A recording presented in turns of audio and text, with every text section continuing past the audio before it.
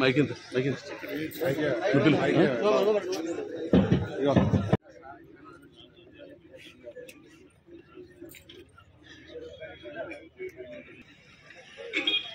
ఇప్పుడు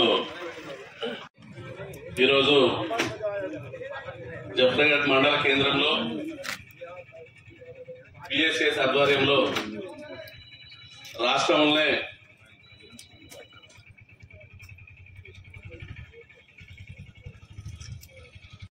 మన మండలంలోని హిమ్మత్ నగర్, తిమ్మాపూర్, ఒబ్లాపూర్, మక్కుంతండా సుమారు ఈ రోజు వరకు 23 మందికి క్వింటల్కు 500 చొప్పున మరి వారి అకౌంట్ లో ఆర్బీఐ నుంచి వెళ్ళి నేరుగా జమ అయినాయి. కాబట్టి వారికి ప్రప్రథమంగా మరి ముఖ్యమంత్రి గారి మీద ఎన్నో అభండాలు వేస్తే మరి అది మీరు అభండాల కిందనే ఉంటారు కాబట్టి అది నిరూపితమైంది. కాబట్టి రాష్ట్రంలోనే మొట్టమొదటగా మరి ఈరోజు 500 బోనస్ కార్యక్రమాన్ని రాష్ట్రంలోనే మరి ఈరోజు మన స్థానిక శాసనసభ్యులు మరి పెద్దలు గౌరవనీయులు కడియం షేర్ గారి చేతుల మీదుగా మరి ముఖ్యమంత్రి గారికి పాలాభిషేకం, మరి అదేవిధంగా ఈ 500 బోనస్ పట్ట రైతులకు సన్మాన కార్యక్రమం ఈ రోజు ఏర్పాటు చేయడం జరిగింది.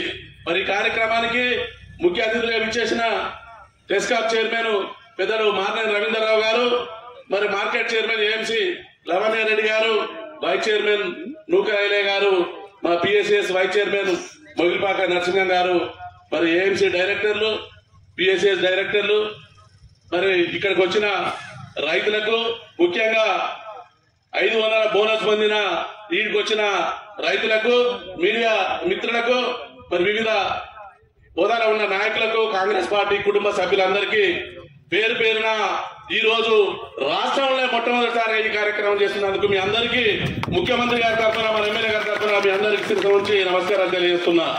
ఎందుకు అంటే ఒక బృహత్తరమైన కార్యక్రమం ఇది.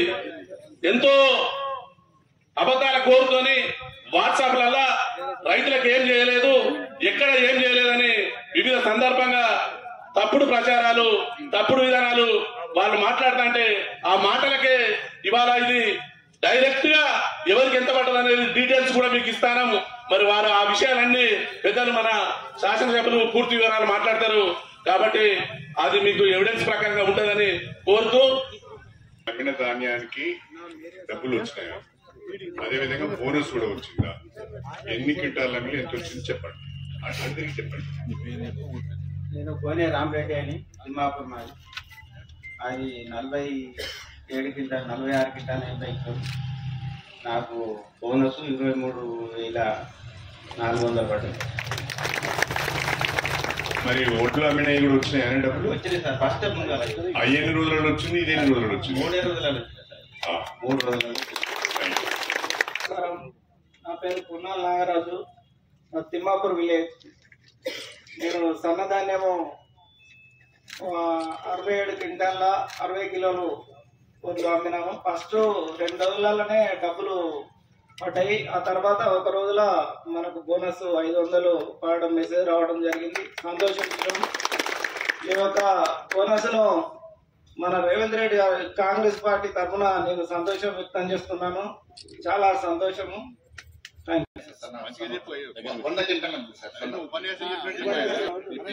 నా పేరు రామశంకర్, బొబ్లాపూర్ మొత్తం గ్రామ పంచాయతీ. 100 క్వింటాలు అమ్మిన 2 రోజులకు డబ్బులు పడ్డాయి. 2,32,000. బోనస్ 50,000 పడ్డాయి. 2 రోజులే మన ఓట్ల పైసలు పడ్డకి వెళ్ళినా 20 గంటల బోనస్ పడ్డాయి. ఓట్ల డబ్బులు ముట్టిన 1 రోజులోనే బోనస్ కూడా వచ్చేసి సర్ప్రైజ్ నుంచి. Okay, good. నేను 50 క్వింటాల సన్నరకం 50 క్వింటాలు సన్నరకం వడ్లాను సార్. 2 days లో అమౌంట్ పడ్డాయి. బోనస్ కూడా 2 days లో పడ్డాయి. 25,000.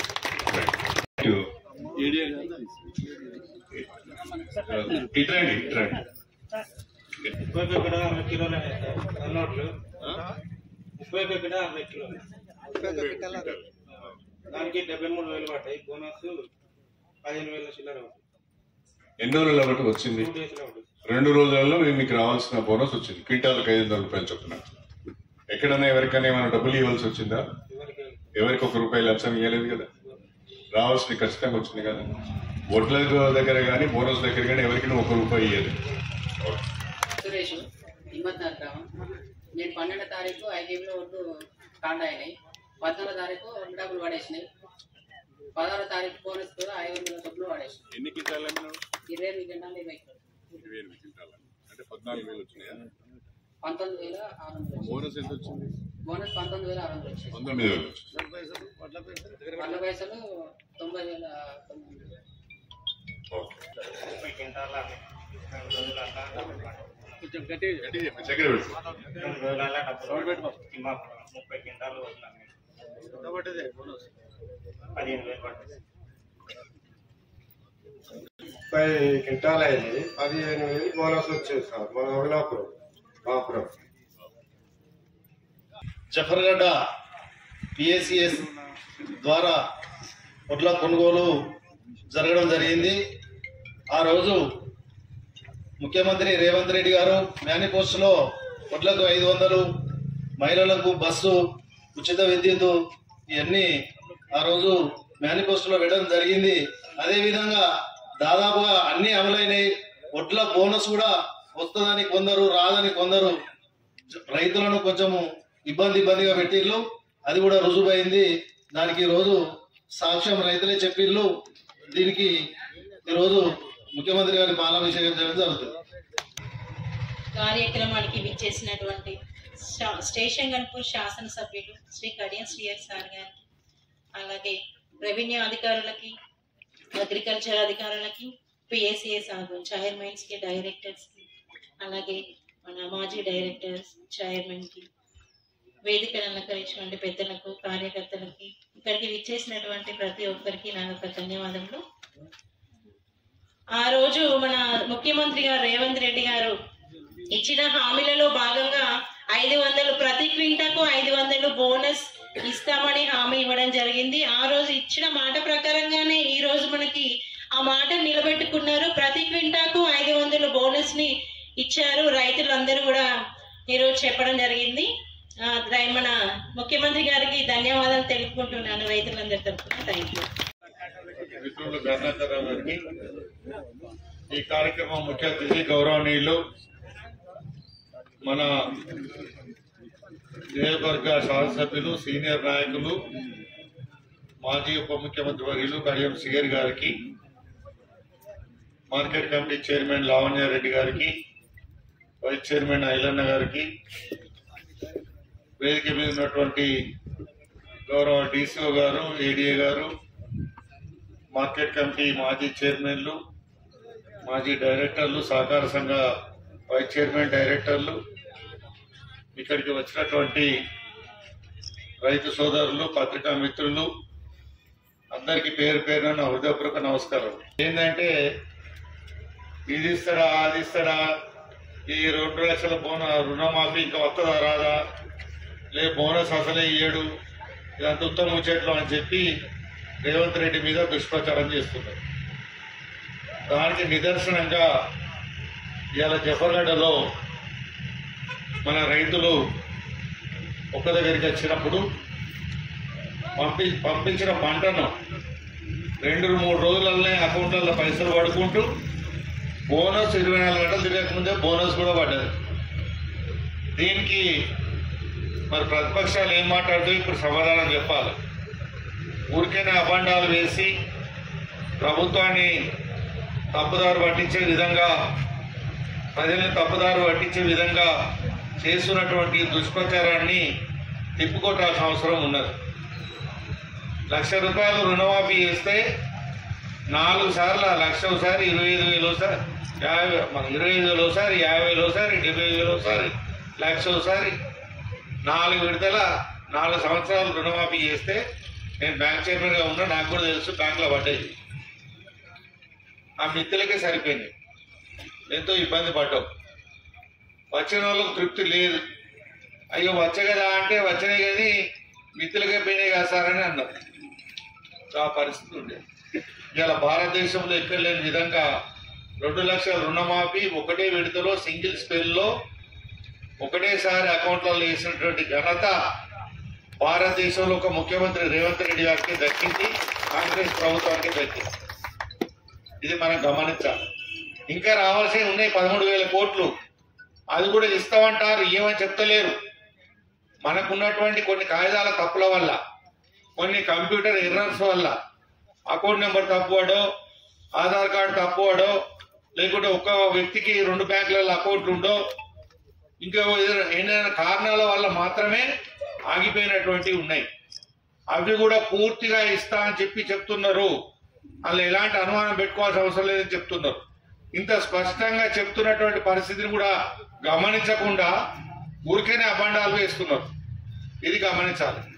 ఏడాది కాలం గడవక ముందే ఇచ్చినటువంటి హామీలతో పాటుగా ఈ రోజున బోనస్ హామీ కూడా నిలుపుకున్నటువంటి ప్రభుత్వము రేవంత్ రెడ్డి గారి ప్రభుత్వం. మరి ఇది అందరం కూడా గమనించాల్సిన అవసరం ఉంది.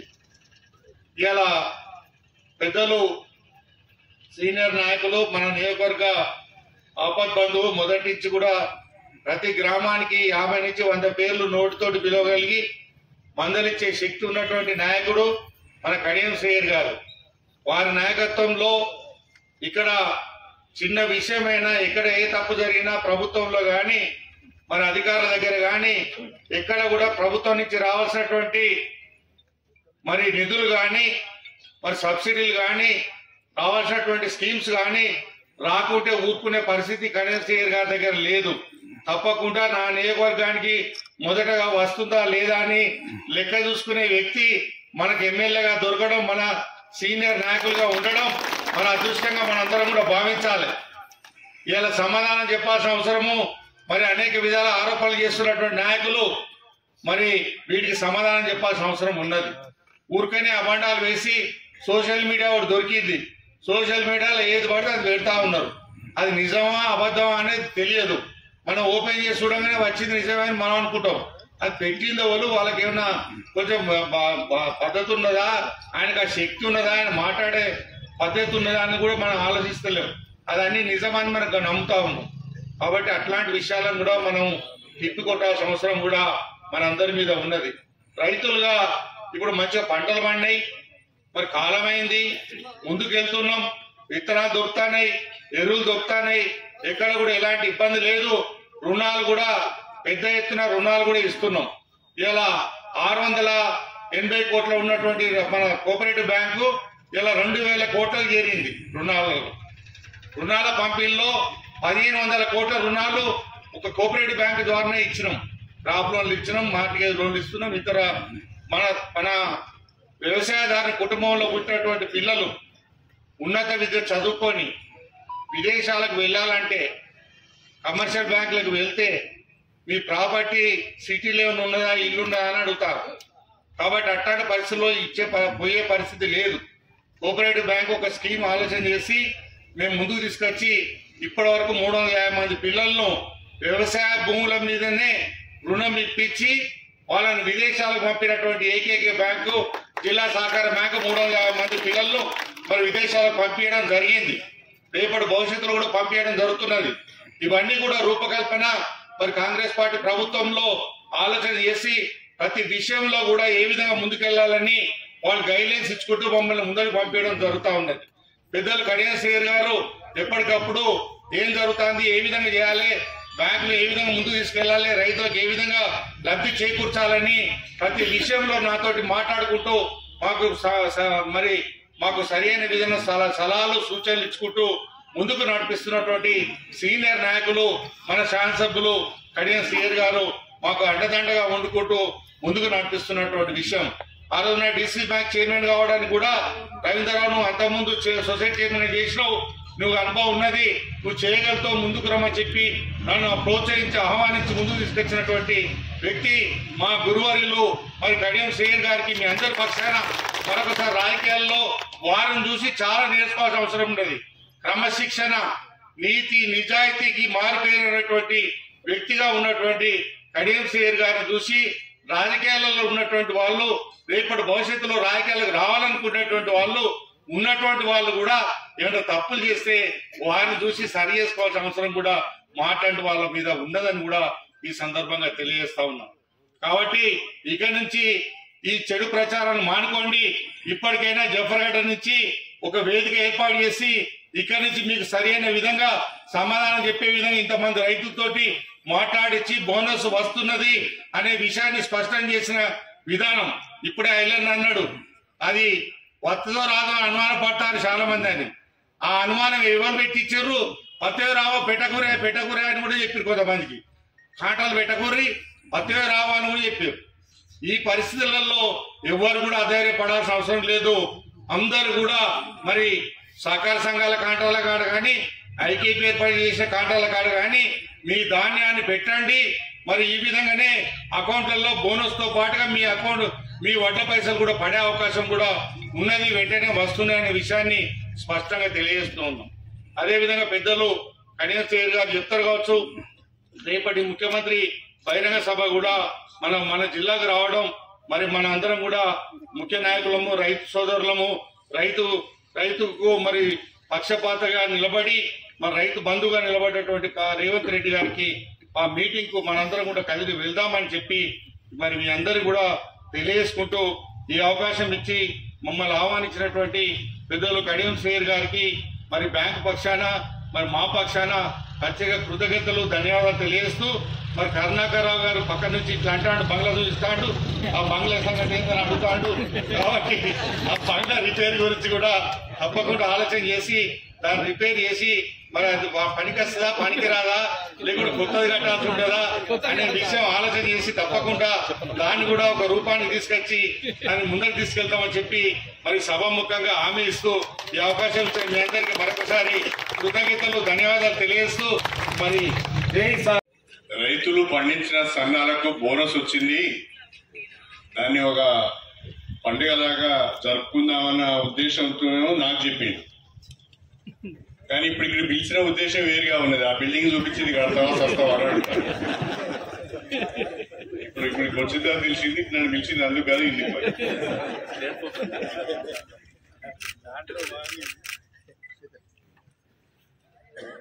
ఈరోజు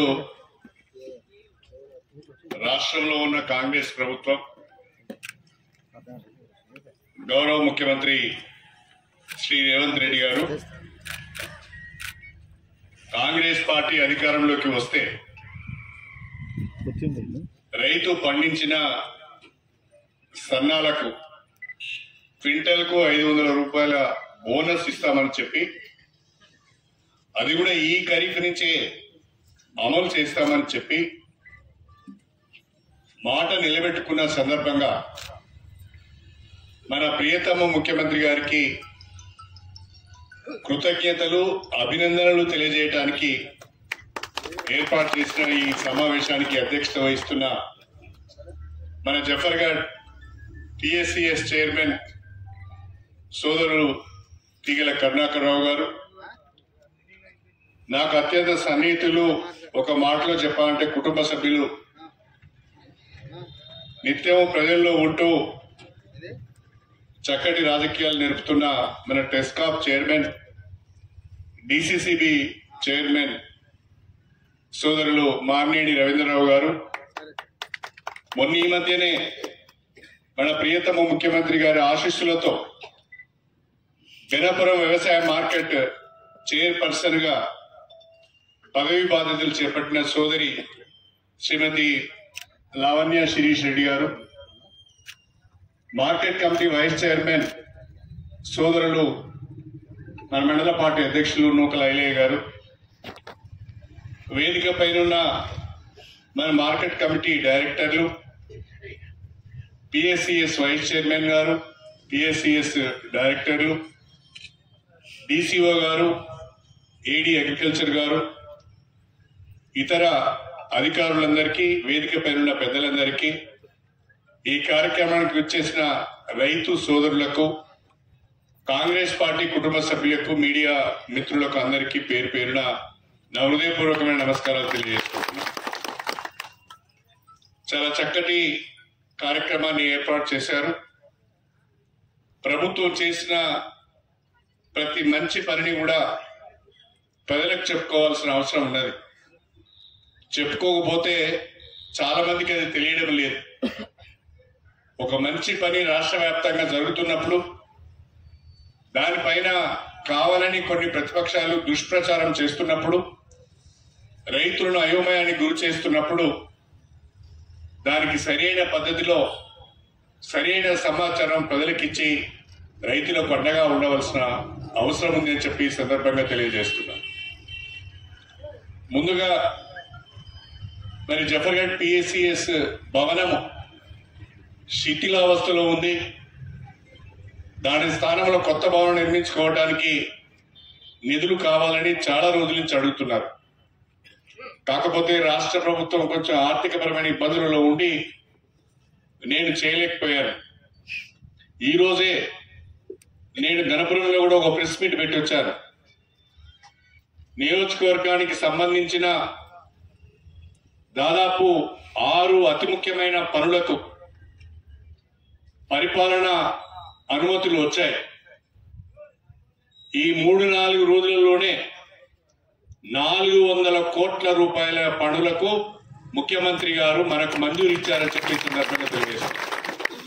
అందులో మీ జఫర్గఢ్ వాటా 150 కోట్లున్నారు. జఫర్గఢ్ మండలంలో young India residential school complex ను మనం నిర్మాణం చేయబోతున్నాం. దానికి 150 కోట్ల రూపాయలు ఖర్చు అవుతుంది. 4 గురుకుల పాఠశాలలు ఆ కాంప్లెక్స్ లో, ఒక ఎస్సీ, ఒక ఎస్టీ, ఒక మైనారిటీ, ఒక బీసీ, 4 గురుకుల పాఠశాలలు కూడా ఒకే కాంప్లెక్స్ లో ఉండే విధంగా త్వరలోనే దానికి ముఖ్యమంత్రి చేతుల మీదుగా శంకుస్థాపన చేసుకోబోతున్నామని చెప్పి మీ అందరికి సవినయంగా తెలియజేసుకుంటున్నాను. మొత్తంగా 400 కోట్ల రూపాయల అభివృద్ధి పనులకు ముఖ్యమంత్రి గారు మనకు అనుమతులు ఇచ్చారు. డిసెంబర్ చివరి వారంలో గాని, జనవరి మొదటి వారంలో గాని ముఖ్యమంత్రి గారు ఇచ్చిన సమయాన్ని, తేదీని దృష్టిలో పెట్టుకొని వారి చేతుల మీదుగానే శంకుస్థాపనలు చేసి ఒక భారీ బహిరంగ సభ ఏర్పాటు చేయాలనే ఆలోచనతో ఉన్నాను. అందుకు మీ అందరి సహకారం కూడా కావాలని చెప్పి నేను సందర్భంగా ఆ అభివృద్ధిలో భాగంగా ఈ పిఎస్సిఎస్ బిల్డింగ్ తప్పకుండా ఒక నెల రోజుల లోపల ఏదో ఒక నిధుల నుండి ముందుగా పని ప్రారంభించడానికి 1 కోటి రూపాయలు వెంటనే మంజూరు చేపిస్తారని చెప్పి సందర్భంగా తెలియజేస్తున్నారు. మీరు మన కరుణాకర్ రావు గారిది పిఎస్సిఎస్ వాళ్ళది ఫిబ్రవరిలో కాలం అయిపోతానంటున్నారు, టైం అయిపోతున్నారు. నీ టైం అయిపోయే లోపలనే నువ్వు శంకుస్థాపన చేసే పోదు. ఆ రాయి మీద నీ పేరు ఉంటుంది. నువ్వేం భయపడక, ఊరికి ఆగం కాకుండా తప్పకుండా అది మంజూరు చేపిస్తారని చెప్పి ఈ సందర్భంగా సవినయంగా తెలియజేసుకుంటున్నా. ప్రధానంగా మన ముఖ్యమంత్రి తెలంగాణ రాష్ట్రంలో వ్యవసాయానికి పెద్దపీట వేయడం, రైతు సంక్షేమం కొరకు అనేక విప్లవాత్మకమైన నిర్ణయాలు తీసుకుని ముందుకు వెళ్తున్న విషయాన్ని మనం గమనిస్తున్నాం. రాష్ట్రంలో రైతులు పండించిన పంటకు మద్దతు ధర లభించాలని, అక్కువకు రైతులు వాళ్ళ ధాన్యాన్ని అమ్ముకోకూడదు అంటే ప్రభుత్వ పరంగా ధాన్యం కొనుగోలు కేంద్రాలు ఉంటే పోటీ ఉంటది. ఆ పోటీలో రైతుకు దక్కవలసిన ధర దక్కుతుందనే ఆలోచనతోని ఇవాళ రాష్ట్రంలో పెద్ద ఎత్తున ఐకేపీ ఆధ్వర్యంలో, పిఎస్సిఎస్ ఆధ్వర్యంలో వందలాది ధాన్యం కొనుగోలు కేంద్రాలు ఏర్పాటు చేయడం జరిగింది. ధాన్యం కొనుగోలు కేంద్రాలు ప్రతి గ్రామంలో, దాదాపుగా ప్రతి గ్రామంలో మనము ధాన్యం కొనుగోలు కేంద్రాలను ఏర్పాటు చేసుకున్నాం. రైతులు ధాన్యం కొనుగోలు కేంద్రాలకి ఇప్పుడిప్పుడే వస్తున్నారు. మొన్నటి వరకు ఎక్కువ కోతలు కాలే, ఇప్పుడు కోతలు ముమ్మరమైనాయి. ఇప్పుడు ధాన్యం పెద్ద ఎత్తున కొనుగోలు కేంద్రాలకు వస్తున్నది. ఇప్పుడే రైతులందరూ కూడా చెప్పారు, మేము ధాన్యాన్ని కాంటా చేసిన 3-4 రోజులకే ధాన్యానికి సంబంధించిన మా డబ్బులు మాకు అకౌంట్లో జమ అవుతున్నాయని చెప్పారు. అంతేకాకుండా సంతోషకరమైన విషయం ఏంటంటే రాష్ట్ర ప్రభుత్వం ప్రకటించిన సన్నాలకు క్వింటల్కు 500 రూపాయల చొప్పున బోనస్ కూడా వెంటనే మా అకౌంట్ లోకి వస్తుందని చెప్తున్నారు. ఇప్పుడు ప్రతిపక్షాలు ఆలోచించాలి, ప్రత్యేకంగా బీఆర్ఎస్ వాళ్ళు బీజేపీ వాళ్ళు ఆలోచించాలి. జఫర్గఢ్ లో ఈనాడు రైతులు మాట్లాడిన మాటలు ప్రతిపక్షాలు వినాలి. రాష్ట్రంలో కాదు ఈ జిల్లాలోనే ఇప్పటి వరకు 272 మంది రైతులకు వాళ్ళు అమ్మిన ధాన్యానికి బోనస్ క్రెడిట్ అయింది. 56 లక్షల రూపాయలు వాళ్ళ అకౌంట్ లోకి వెళ్ళిపోయినాయి. నిన్న ఆదివారం అయింది, సెలవు దినం. ఇవాళ మళ్ళా బోనస్ వాళ్ళ క్రెడిట్ అవుతున్నది. ప్రతిరోజు బోనస్ క్రెడిట్ అవుతూనే ఉంటది. రైతులు ఎవరికి అనుమానం అవసరం లేదు. 600 అయినా అప్పు చేసి అయినా రైతు పండించిన పంటకు మద్దతు ధర కల్పిస్తూనే సన్నాలకు క్వింటాలకు 500 రూపాయల చొప్పున బోనస్ ఇచ్చే కార్యక్రమానికి కట్టుబడి ఉన్నామని చెప్పి ఈ సందర్భంగా నేను సవినయంగా తెలియజేసుకుంటున్నాను. మొన్న ఈ మధ్యన ఒక ఆయన మాట్లాడుతున్నాడు. బీఆర్ఎస్ వర్కింగ్ ప్రెసిడెంట్ కేటీఆర్ గారు ఒక మాట మాట్లాడుతూ, ఎక్కడో సభలోనో పత్రికా విలేకరుల సమావేశంలో మాట్లాడుతూ, తెలంగాణ రాష్ట్రంలో ఏ ఒక్క రైతుకైనా బోనస్ ఇచ్చినట్టుగా నిరూపిస్తే బీఆర్ఎస్ సంబంధించిన మొత్తం ఎమ్మెల్యేలు రాజీనామా చేస్తామని చెప్పిండు. నేను జఫర్గఢ్ వేదిక నుంచి కేటీఆర్ గారిని అడుగుతున్నా, మా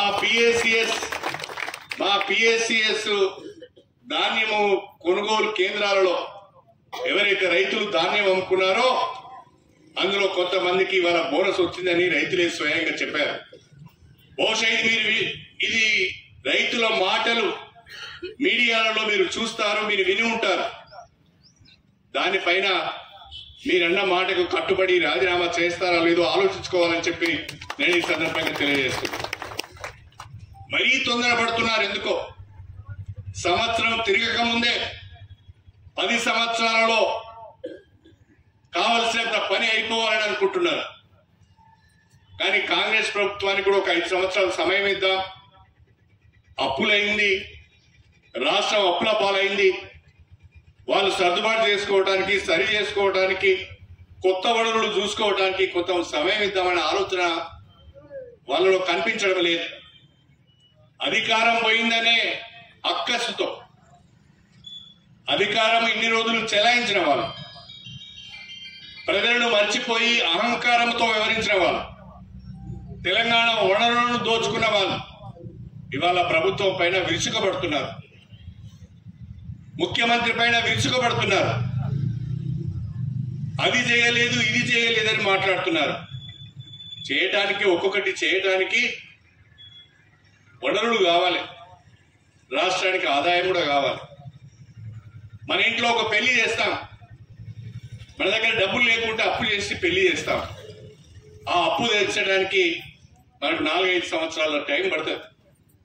తీర్చలేకపోతే ఉన్న పొలం అమ్ముతాం, లేకుంటే ఇల్లు అమ్ముతాం, మనము అప్పు తీర్చుకుంటాం. ఆ రకంగా నేను సమయం ఇచ్చి మాట్లాడాలి. కానీ రాష్ట్రంలో ఉన్న బీఆర్ఎస్ పార్టీకి కానీ, రాష్ట్రంలో ఉన్న బీజేపీ పార్టీకి కానీ, ఈ తెలంగాణ అభివృద్ధి చెందాలని కానీ, రైతులు బాగుపడాలని కానీ, దానికి కావలసిన సహాయం మేము అందిస్తామని కానీ ఒక్కరోజు కూడా మాట్లాడతలేదు. అనునిత్యము ప్రభుత్వం పైన విమర్శలు చేయడమే పనిగా పెట్టుకున్నారు. నేను రైతు సోదరులకు విజ్ఞప్తి చేస్తున్నా, మీరు సోషల్ మీడియాలో వచ్చే వార్తలను నమ్మకండి. ప్రభుత్వం మీ వైపున ఉంది. ప్రభుత్వం రైతు సంక్షేమానికి కట్టుబడి ఉన్నది. మద్దతు ధర కల్పించడానికి కొనుగోలు కేంద్రాలు ఏర్పాటు చేశాం. సన్నాలకు 500 రూపాయల చొప్పున, క్వింటల్కు 500 రూపాయల చొప్పున బోనస్ ఇస్తున్నాం. ఇప్పటికే 23 లక్షల మంది రైతులకు 18,000 కోట్ల రూపాయల పంట రుణాలు మాఫీ చేశాం. డిసెంబర్ 9, 2024 లోపు ఆధార్ కార్డు సరిగా లేక, రేషన్ కార్డు సరిగా లేక, ఏదన్నా పేరు తప్పుగా ముద్రించబడి బ్యాంకు వాళ్ళు సరిగా ప్రతిపాదన పంపించక మిగిలిపోయిన 2 లక్షల రూపాయల లోపు ఉండి, అర్హత ఉండి పంట రుణాలు మాఫీ కాని రైతులందరికీ కూడా డిసెంబర్ 9, 2024 లోపల వాళ్ళ పంట రుణాలు మాఫీ కాబోతున్నాయి. అదేవిధంగా 2 లక్షల రూపాయల పైన పంట రుణాలు తీసుకున్న వాళ్ళకు కూడా 2 లక్షల రూపాయల వరకు ప్రభుత్వ పరంగా వాళ్లకు అకౌంట్కు జమ చేయాలని చెప్పి నిర్ణయం తీసుకున్నారు. దానికి సంబంధించి కూడా త్వరలో మార్గదర్శకాలు రాబోతున్నాయి. మొత్తంగా 42 లక్షల మంది రైతులకు 31,000 కోట్ల రూపాయల పంట రుణాలను మాఫీ చేసే బాధ్యత కాంగ్రెస్ ప్రభుత్వాన్ని. ఓపిక పట్టండి, చేసి చూపిస్తామని చెప్పి ఈ సందర్భంగా తెలియజేస్తున్నాం. మీరు చేసిన అప్పులకు మిత్తి కట్టలేకపోతున్నాం, మీరు చేసిన అప్పులకు వాయిదాలు చెల్లించలేకపోతున్నాం. కొత్తగా ఎక్కడి నుంచో డబ్బులు ఊడిపడవు. ప్రజలిచ్చే ట్యాక్స్ నుంచే మనకు డబ్బులు వస్తాయి. ఆదాయం ఒకేసారి పెరిగిపోదు, ఆదాయం ఒక్కసారి పెరగదు.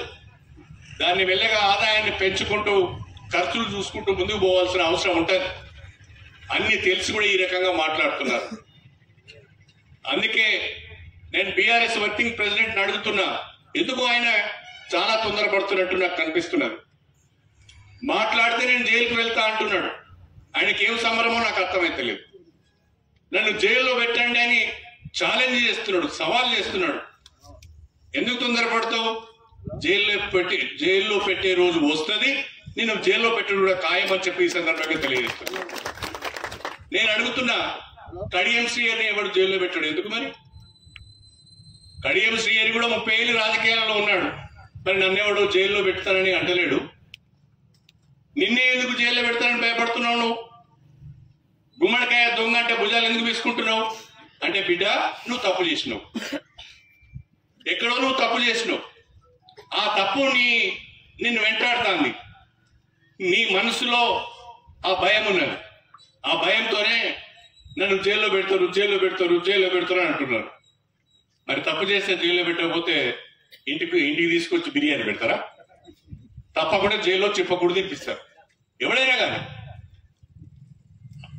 అందుకని తొందరపడి మాట్లాడడం కరెక్ట్ కాదు. వెనుక ముందు రైతులందరినీ ఆదుకుంటాం, సంక్షేమ పథకాలన్నీ కూడా అమలు చేస్తాం. 6 గ్యారంటీలు 9 నెలలు అయింది, 10 నెలలు అయింది, సంవత్సరం అయింది, ఇంకా మీరు అమలు చేస్తలేరు అంటే సమయం కావాలి కదా, డబ్బులు ఉండాలి కదా. మెల్లమెల్లగా అన్ని అమలు చేసుకుంటూ పోతాం. కాంగ్రెస్ ప్రభుత్వం అంటే పేదల పక్షాన నిలబడే ప్రభుత్వం. ఇది ప్రజా ప్రభుత్వం. అందరికీ ఇలా భాగస్వామ్యం ఉంటుంది, అంతర్గత ప్రజాస్వామ్యం ఉంటుంది. మీ లెక్క ఏకఛత్రాధిపత్యం ఉండదు, నిరంకుశత్వం ఉండదు, అహంకారం ధోరణి ఉండదు, మేము చెప్పిందే వేదం అన్నట్టుగా ఉండదు. కాంగ్రెస్ పార్టీలో, కాంగ్రెస్ ప్రభుత్వంలో ప్రజలు చెప్పిందే వేదము అని చెప్పి నేను ఈ సందర్భంగా తెలియజేస్తున్నాను. ఆ దిశగా ప్రజలందరి అభిప్రాయాలు తీసుకొని ముందుకు వెళ్తున్నామని చెప్పి నేను ఈ సందర్భంగా తెలియజేస్తున్నా. దయచేసి ఇప్పటికైనా ప్రతిపక్ష పార్టీలు రాష్ట్ర ప్రభుత్వానికి మంచి సలహాలు ఇవ్వండి. అదేవిధంగా రైతు సంక్షేమానికి మంచి సలహాలు ఇవ్వండి. పేద వర్గాల సంక్షేమానికి మంచి సలహాలు ఇవ్వండి. అవన్నీ మేము స్వీకరించడానికి సిద్ధంగా ఉన్నాం. నాకొకటి అనుమానం వస్తుంది అప్పుడప్పుడు. కేటీఆర్ గారికి జైలుకు పోతానన్న భయం కంటే ఎక్కువగా వాళ్ళ బావ హరీష్ రావు భయం పట్టుకున్నట్టు అనిపిస్తుంది నాకు. హరీష్ రావు గారు నాకంటే వేగంగా ప్రజల్లోకి వెళ్తున్నాడు. హరీష్ రావు గారు నాకంటే ఎక్కువగా ప్రజలను కలుస్తున్నాడు. హరీష్ రావు నాకంటే ఎక్కువ ప్రజా సమస్యలు తీసుకుంటున్నాడు. హరీష్ రావుతో నేను పోటీ పడలేకపోతున్నాను. హరీష్ రావుకున్న ప్రజామోదము నాకు ఉండడం లేదు. భారత రాష్ట్ర సమితిని హరీష్ రావే కైవసం చేసుకునే అవకాశాలు కనిపిస్తున్నాయి. నా పరిస్థితి ఉందని భయపడుతున్నట్టుగా నాకు కనిపిస్తున్నాడు. ఆ భయంతో ఇంకా తప్పులు చేస్తున్నాడు, తప్పులు మాట్లాడుతున్నాడు.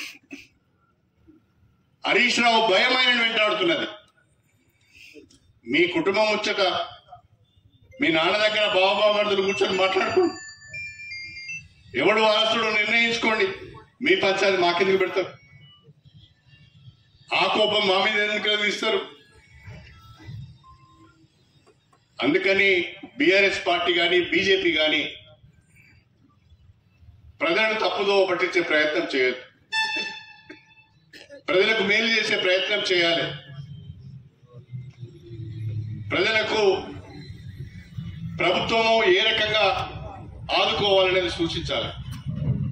అంతే తప్ప అధికారం పోయిందనే దుగ్ధతో అహంకారంతో మాట్లాడితే ప్రజలు సహించరనే విషయాన్ని కూడా నేను ఈ సందర్భంగా తెలియజేస్తున్నా. ఇవాళ మనం జఫర్గఢ్ లో చేసిన ఈ కార్యక్రమం రైతన్నలకు, సన్నాలు పండించిన వాళ్లకు క్వింటాల్కు 500 రూపాయల బోనస్ ఇచ్చే ఆ కార్యక్రమం, దాన్ని ఈరోజు రైతుల నోట విన్న సందర్భంగా చాలా సంతోషం అనిపిస్తున్నది. ఇది రాష్ట్ర వ్యాప్తంగా ఉన్న రైతులందరికీ కూడా తెలియాలనే ఈ కార్యక్రమం చేశాం. ఇప్పటికైనా రైతులందరూ ప్రభుత్వాన్ని మీద నమ్మకం ఉంచి మీరు పండించిన పంటను ఐకేపీ కేంద్రాలకు, పిఎస్సిఎస్ ధాన్యం కొనుగోలు కేంద్రాలకు తీసుకువచ్చి మద్దతు ధరతో పాటు రాష్ట్ర ప్రభుత్వం అందిస్తున్న బోనస్ ను కూడా తీసుకోవాలని చెప్పి నేను ప్రత్యేకంగా విజ్ఞప్తి చేసుకుంటూ ఈ చక్కటి కార్యక్రమం ఏర్పాటు చేసిన సోదరులు కరుణాకర్ రావు గారికి హృదయపూర్వకంగా అభినందనలు తెలియజేస్తూ మీ అందరి దగ్గర సెలవు తీసుకుంటున్నాను. అందరికీ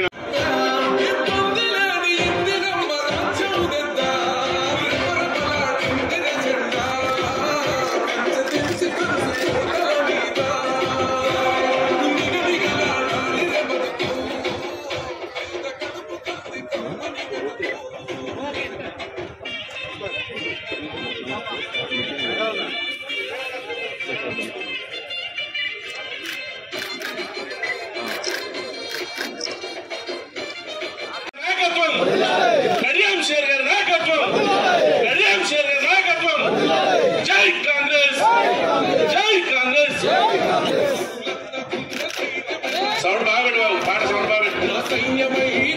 ముఖ్యమంత్రి గారికి 500 రూపాయలు దయచేసి అందరూ సామాజిక కార్యక్రమాన్ని పిలిపించవలసిందిగా కోరుతున్నాం.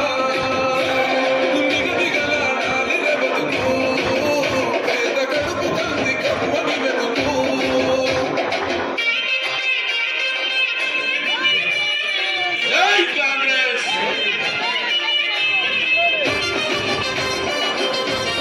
అలాగే ఇప్పుడు బోనస్ వచ్చిన రైతులకు మన ముఖ్య అతిథి చేతుల మీదుగా మీకు సన్మాన కార్యక్రమం ఉంటుంది. దయచేసి వాళ్ళు 15 మంది రైతులు ఇక్కడ నిలబడవలసిందిగా విజ్ఞప్తి చేస్తున్నాం. ఒక ఇద్దరు రైతులు ఇప్పుడు ఇంతకుముందు మాట్లాడిన రైతులు